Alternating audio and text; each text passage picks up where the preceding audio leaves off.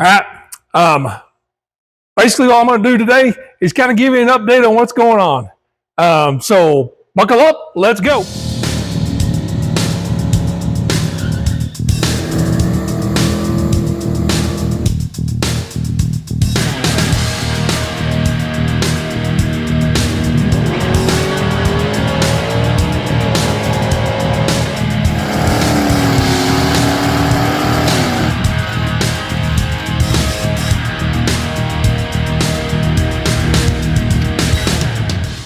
All right, on our last riveting episode of 30-Minute Mechanic, we got the green car to run. I mean, it was kind of a momentous occasion, but since then, it started running worse, and then it got to where it wouldn't start at all. And I kind of scratched my head. I thought, gosh, what's going on? First thing I did was I put some fresh plugs in it, which was a good idea. I didn't save that plug because one of the plugs, okay, time out. The plugs I put in this engine were old plugs, and I just put them in there to keep stuff out of the cylinders. And I didn't think about that when I went to go start it. Completely forgot. I just tightened them up, put plug wires on them, took off. One of the plugs, the porcelain, was broke almost completely off of the plug. It had a giant chunk out of it and a big old crack. And I'm amazed that the thing even ran with that plug in it. But anyway, so I put fresh plugs in it, Autolot 24s. Might go to a 23 later on. I don't know. And it just wouldn't run. I couldn't get it to crank. It crank. And just try to run and not. And finally, I had my buddy Jonathan. Hey, look at the fuel pressure when I'm cranking. And he's like, hey, it has 15 pounds of fuel pressure. I was like, oh my gosh, what's going on? So today I ran a hose to my fuel pressure gauge where I could see it from in there later when I'm messing with it.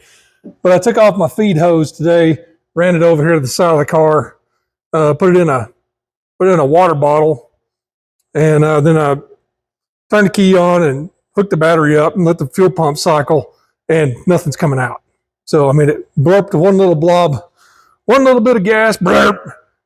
And then from then on, it was just barely a trickle, if that. So, oh boy, looks like may have to crawl under here, take the line loose, take the fuel filter out. Maybe the fuel filter just got junk in it. If y'all will recall, I had a fuel line pre-filter that was hard as a rock, and it would just snap.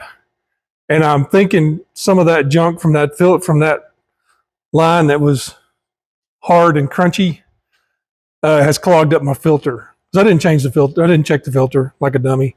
I just put the new line in there and went on my merry way. So, green car, really close to running again. I just got to clean the filter, I think. And then I should have fuel pressure again. They run better when they have fuel pressure. So, that's where we're at on this one.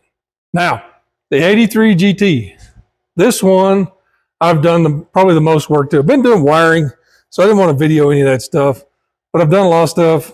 Got the fan in, electric water pump and fan are all wired up. I went ahead, got the middle, the number 3 relay goes to the distributor. Got our tack lead connected up there to our factory harness. Everything is looking good. All the radiator hoses are on. I am going to change, turn that on. I'm going to change my bracket here. I made this bracket and it worked fine with the Ford alternator, but I was going to have to really do some weird stuff with the tensioning arm. So I went ahead and ordered a bracket just like the one I have on the green car. I really liked how that one fit and worked and how it works. So I'm going to use the same style of bracket. It's actually made for a big Ford with a GM alternator. So the bolt spacing is proper for that. Because I think they're a little different, Ford to GM. Kind of weird. Anyways, once that gets in, we'll bolt that on and redo our spacing.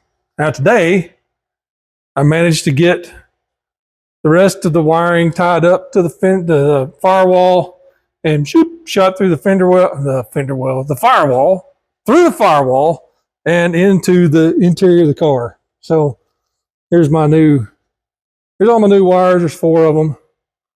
4 wires. I think blue is water pump, brown is fan, red is ignition, and yellow is the Dixie horn. Gotta find me a button for the Dixie horn. I think I broke the other one. Maybe. I'm gonna dig through my stuff and find out. I just need a momentary button, but I think I broke it getting it out. One thing I'm thinking about for exhaust on this car, you can see that funny deal. These are the mufflers. These are the mufflers that came off of the Red 95. Man, I really liked how these things sounded. They kind of had a cool sound to them. So I'm thinking I might be able to repurpose these things to go on this car. That way, here's my reasoning. I was going to use the front exhaust stuff that I built before, but I don't want to tear that stuff up in the event I ever go back to that front exhaust. I'll have those parts already made and I don't have to remake them. And this stuff's just sitting around not doing anything. So I'm gonna take these parts loose. I might end up actually using that under there. I got to crawl under there and do some, maybe not, looking at how far back it's got to go. Got to do some measuring. We'll see. I think this is Mac Performance, Mac Products, Mac something mufflers. I really like the way they sound. I haven't found any markings on them to know what they are. And there's I think it's called a power chamber or whatever, X-pipe. I won't be using that, I don't guess. It hangs, probably will hang kind of low, and man, it weighs a ton. All this stuff is very significant in the weight department. All right, well, that's about it. I just kind of wanted to fill you guys in. I hadn't made a video in a while, so I kind of wanted to fill you guys in on what was happening with each one of the cars. Just stuff that I didn't figure really needs to be videoed. You know, jacking with the wiring and trying to figure out why this thing doesn't have fuel pressure. You know, I'll fix that. And actually, the exhaust on that car, we'll probably make a video out of doing the exhaust on it. But putting switches in and wiring, I'm not going to video that. So, anyways, hit the description.